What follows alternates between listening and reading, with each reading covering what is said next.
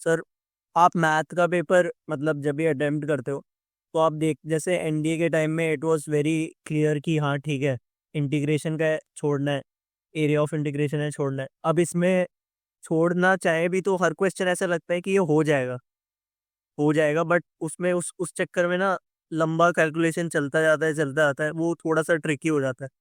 तो चूज कैसे करते हो आप क्वेश्चंस की, क्या करना है?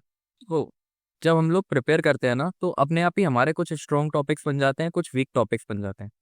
और जो अपना सीडीएस का पेपर आता है, हमारे पास 100 क्वेश्चन रहते हैं, 2 घंटे का टाइम रहता है, तो सफिशियंट टाइम रहता है मेरे ख्याल से। जब भी हम लोग पेपर अटेम्प्ट करते हैं, हमेशा पेपर को 3 गो में अटेम्प्ट करते हैं, चाहे कोई सा भी पेपर हो, चाहे इंग्लिश हो, चाहे मैथ्स हो, चाहे जीएस हो। मैथ्स में क्या है कि भाई हमें इजी इजी सवाल सबसे पहले करने हैं, जो हमने अपनी प्रिपरेशन में हमें पता चल जाता है कि भाई ये टॉपिक्स मेरे स्ट्रॉन्ग है। ठीक है, जैसे अरिथमेटिक मेरे को अच्छे से आती है, मेरी कैलकुलेशन स्ट्रॉन्ग है, तो मैं वो सवाल करूंगा जो परसेंटेज के आ गए, रेशो के आ गए, ये वाले सवाल करूंगा। अब कोई बंदा ऐसा है जिसकी कैलकुलेशन उतनी स्ट्रॉन्ग नहीं है, जैसे मैं हूँ, मेरी कैलकुलेशन उतनी स्ट्रॉन्ग नहीं है। मेरा जो एडवांस वाला पार्ट है, ट्रिग्नोमेट्री हो गया, अलजेब्रा हो गया, ये सारी चीजें, इन सारी चीजों पे मेरे को बहुत कॉन्फिडेंस है कि भाई इनका कोई भी क्वेश्चन आएगा मैं कर ले जाऊंगा, इसको छोड़ूंगा नहीं। तो मैं वो वाले सवाल पहले करता हूँ। ठीक है, बट ये बंदे टू बंदे पे डिपेंड करता है कि भाई किसको क्या चीज अच्छी लगती है, किसको किसमें कम टाइम लगता है। इसीलिए तो हम लोग मॉक्स वगैरह भी देते हैं, जिससे हमको पता चले कि भाई मेरे को इस क्वेश्चन में कम टाइम लग रहा है, इस चैप्टर में ज्यादा टाइम लग रहा है, ये क्वेश्चंस मेरे को एग्जाम में तकलीफ दे सकते हैं। तो इस तरीके से हम लोग पेपर को अटेम्प्ट करते हैं। और जो भी देखो, पेपर जो हमारा निकलने से रोकते हैं, वो क्वेश्चंस होते हैं जो एकदम ईजी होते हैं और उनको हम गलत करके आ जाते हैं। ठीक है, तो सिली मिस्टेक्स एक बहुत ही बड़ा फैक्टर रहती है जो पेपर को निकलने से रोकती हैं। तो बस यही देखना है कि भाई हम सिली मिस्टेक ना करें, प्लस पेपर को इस तरीके से अटेम्प्ट करें कि भाई एक तो मैं सारे पेपर से गो थ्रू हो जाऊं, जो मेरे इजी सवाल से वो मैं सारे बना दूं, और जो हार्ड सवाल है उनको मैं लास्ट के लिए रखूं कि भाई अगर उनमें मेरे 5-10 मिनट लग भी गए तो मेरे को इतना ज्यादा कोई घाटा नहीं होगा, क्योंकि मैं अपना मेन जो मेजोरिटी ऑफ द पार्ट है पेपर का वो ऑलरेडी करके आ चुका हूँ। तो ये चीज़ है।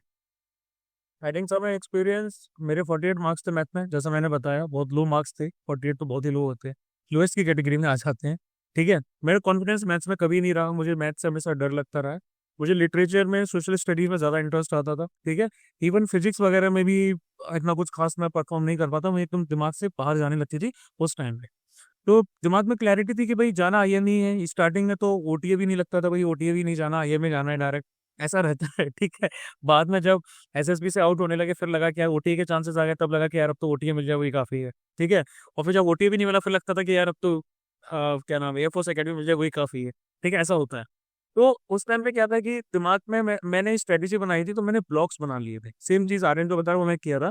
मैंने ब्लॉक बनाए थे, और ब्लॉक मैंने ट्रेंड एनालिसिस करके बनाए थे। मैंने सबसे पहले ये देखा कि भाई किस किस टॉपिक से कितने कितने क्वेश्चंस आते हैं। जैसे एक मैंने जो ब्लॉक है मेंसुरेशन का बनाया था, उसमें आपके एरिया, वॉल्यूम और ये सारे क्वेश्चंस आ गए। दूसरा ब्लॉक मैंने ट्रिग्नोमेट्री और हाइट एंड डिस्टेंस वगैरह का बनाया था। तीसरे ब्लॉक में मैंने दूसरे चैप्टर्स उठाए, तो उनके तकरीबन 2-3 साल का मैंने एनालिसिस किया, कितने कितने क्वेश्चंस आ रहे हैं। पहले वाले ब्लॉक में इतने क्वेश्चंस आ रहे हैं, दूसरे वाले में इतने आ रहे हैं। और ब्लॉक भी ऐसे चैप्टर्स के बनाए जो आपके कंसेप्चुअली थोड़े सिमिलर हो जाते है ना। ट्रिग्नोमेट्री, हाइट एंड डिस्टेंस एक ही चीज है, मेंसुरेशन के जो चैप्टर्स हो गए एक ही चीज है।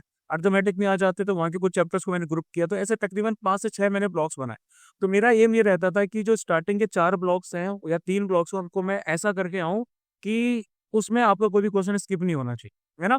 मेरा एम क्या था कि भाई इंग्लिश से मार्क्स में पुल कर लूंगा, जीके से मार्क्स में पुल कर लूंगा, मैथ से मुझे सिर्फ आपका सेक्शनल कट ऑफ निकालना है ना, 20% आपके मार्क्स जो मुझे स्कोर करने हैं। लेकिन रिजल्ट काफी अच्छा आ जाता था, उससे ज्यादा ही निकल जाते थे। कि अगर मैं 4 ब्लॉक करके आ रहा हूँ, 4 ब्लॉक्स में 50-60 क्वेश्चंस भी अगर कवर हो रहे हैं, है ना, तो उन 50-60 क्वेश्चंस में तकरीबन मेरी एक्यूरेसी 90% एंड अबव रहनी चाहिए। अगर मैं 50 क्वेश्चन करके आ रहा हूँ तो तकरीबन 44-45 के आसपास क्वेश्चंस मेरे सही होने चाहिए, है ना। मैथ्स में सिंपल सी चीज है, गैस का कोई काम ही नहीं होता है, या तो आपका आंसर आ रहा है या तो नहीं आ रहा है ना। 4 ऑप्शंस है, 4 ऑप्शंस में से आपको पता है भाई मेरा आंसर आ रहा है कि नहीं आ रहा है। जी में गैस लगा सकते हैं, इंग्लिश में गैस लगा सकते हैं, मैथ्स में आप गैस नहीं लगा सकते। अक्कर वक्कर बम्बे को कर सकते हो, वो मैं यूजली कई बार करके भी याद होता, लेकिन नॉर्मली इसमें आप वो भी नहीं कर सकते मैथ्स में, है ना।